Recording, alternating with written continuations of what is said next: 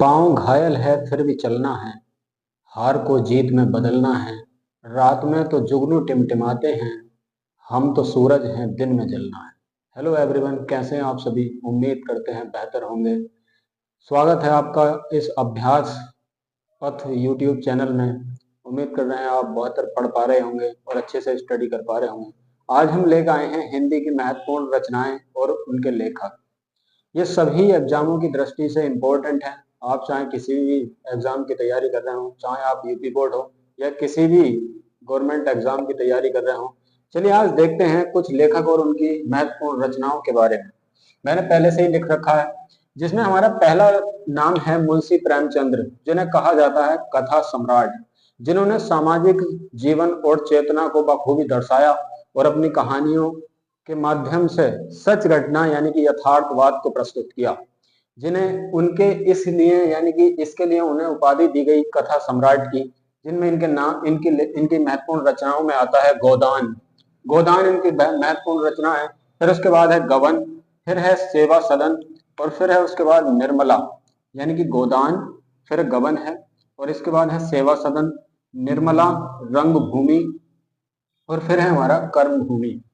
उसके बाद आता है मंगलसूत्र। मंगलसूत्र इनका अधूरा उपन्यास है। यानी कि अगर एग्जामों में ज्यादा पूछा जाता है कि बताओ यानी मुंशी प्रेमचंद्र का ऐसा कौन सा उपन्यास है जो अधूरा है, तो आप लगा आएंगे मंगलसूत्र। उसके बाद है प्रतिज्ञा, फिर है कायाकल्प और उसके बाद है प्रेमाश्रम।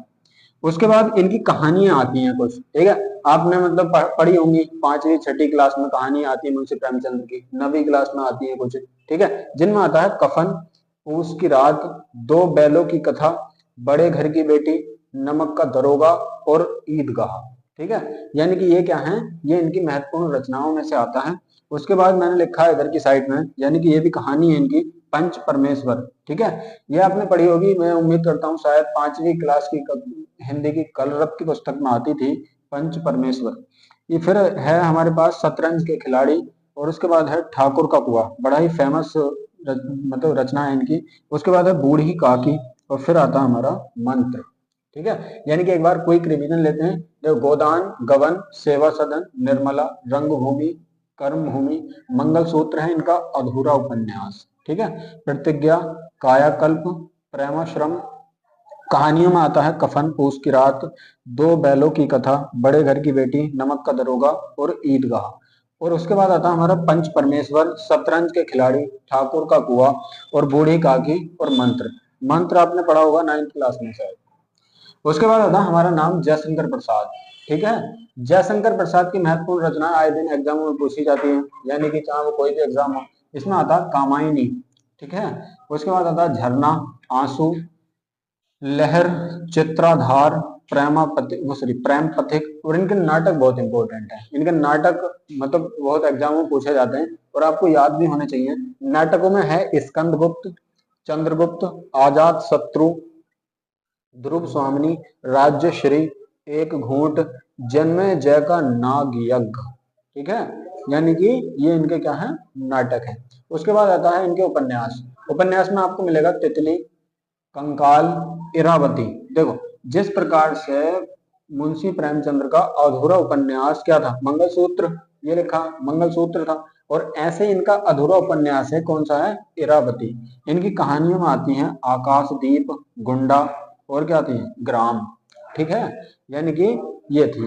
एक बार क्विक रिवीजन लेते हैं। कामायनी, झरना, आंसू, लहर, चित्राधार, चित्राधर, यह प्रेम पथिक। नाटकों में स्कंदगुप्त, चंद्रगुप्त, आजाद शत्रु, ध्रुव स्वामी, राज्यश्री, एक घूंट, जन्म जय का नाग यज्ञ। इसके बाद हमारे उपन्यास आते हैं, कंकाल है, तितली है, इरावती अधूरा उपन्यास आता, कहानियों में आता है आकाशदीप, गुंडा और ग्राम। उसके बाद है कौन, मैथिली शरण गुप्त। मैथिली शरण गुप्त को महात्मा गांधी ने भारत भारती के लिए क्या उपाधि दी थी, राष्ट्र कवि की। और इनके लिए तो बहुत कुछ लिखा गया। कहते हैं कि जो भरा नहीं भावों से जिसमें बहती रसधार नहीं, वह हृदय नहीं पत्थर है जिसमें स्वदेश का प्यार नहीं। यानी कि राष्ट्र कवि हैं और इनके लिए लिखा जाता है, इन्होंने लिखा है। देखिए, यानी इसके बाद आता है हमारे पास इनके नाटक है। नाटक है इनका चंद्रहास, उसके बाद है तिलोत्तमा और इनकी रचनाओं में आता है कौन सा, ये भारत भारती। इसके बाद है साकेत, फिर है यशोधरा और आती है पंचवटी और फिर आता है जयद्रथ वध। ठीक है, एक बार कोई रिवीजन देखते हैं। यानी कि पहली बात तो यह है कि इन्हें मैथिली शरण गुप्त को राष्ट्र कवि का दर्जा मिला हुआ, जैसे उन्हें मुंशी प्रेमचंद को क्या कहते हैं, कथा सम्राट। इनके नाटक हैं क्या, चंद्रहास है, तिलोत्तमा है, और इनकी रचनाओं में आती हैं यानी भारत भारती, साकेत, यशोधरा, पंचवटी और जयद्रथ वध। ठीक है, उम्मीद करते हैं आपको समझ में आया होगा। ठीक, आइए दूसरे रचनाओं के बारे में जानते हैं। हमने नाम लिखा है रामधारी सिंह दिनकर। ठीक है, इन्हें भी राष्ट्र कवि का दर्जा प्राप्त है, जैसे मैथिली शरण गुप्त को प्राप्त था ऐसे ही इन्हें प्राप्त है। इन्होंने भी काफी अच्छे प्रयास किए अपने और बहुत अच्छा लिखा है अपनी रचनाओं में, जिसमें पहले नंबर पर मैंने लिखी है रश्मि रथी। ठीक है, रश्मि रथी बहुत ही अच्छी रचना है इनकी, यानी कि अगर आपने पढ़ी हो तो, जिसमें महाभारत के युद्ध का जिक्र है, यानी जिसमें कर्ण और अर्जुन की बात की गई है। ठीक है, उसके बाद आता है हमारा उर्वशी। सबसे इंपॉर्टेंट रचनाओं के अंदर आती है उर्वशी। उर्वशी को ज्ञानपीठ पुरस्कार मिला यानी कि 1972 में, 1972 में। उसके बाद आता हमारा कुरुक्षेत्र। कुरुक्षेत्र काफी अच्छी रचना है इनकी। उसके बाद आता परशुराम की प्रतीक्षा।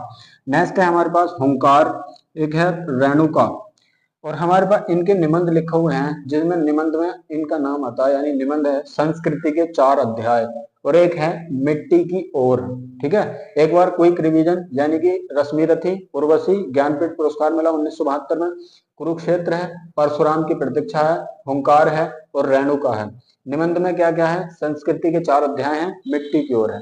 नेक्स्ट नाम है हमारे पास सुमित्रा नंदन पंत, जिसे कहते हैं प्रकृति का सुकुमार।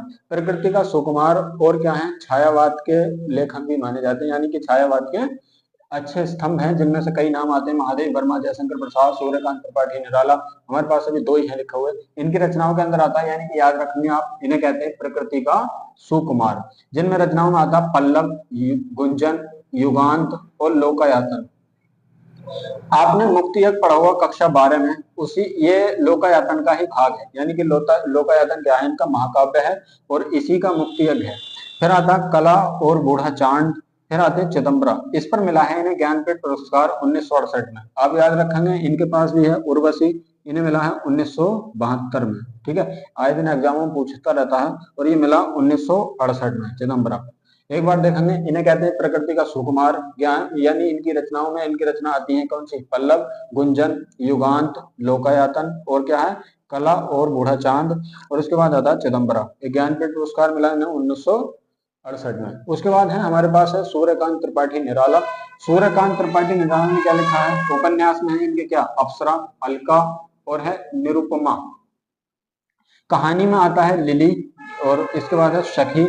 और फिर आता है हमारे पास रचनाओं में क्या मिलता है, रचनाओं में मिलता है परिमल, अनामिका, गीतिका, राम की शक्ति पूजा और सरोज स्मृति। ठीक है, ये मिलता है इनमें। यानी कि एक बार देखते हैं दोबारा, हमारे पास उपन्यास है इनके क्या, ये है अप्सरा, अलका, निरुपमा, लिली, सखी, और ये परिमल है, अनामिका है, गीतिका, राम की शक्ति पूजा और सरोज स्मृति। ठीक है, इनकी वैसे तो रचनाएं और हैं, जैसे कुकरू मिलता है शायद, ऐसे कुछ करके है।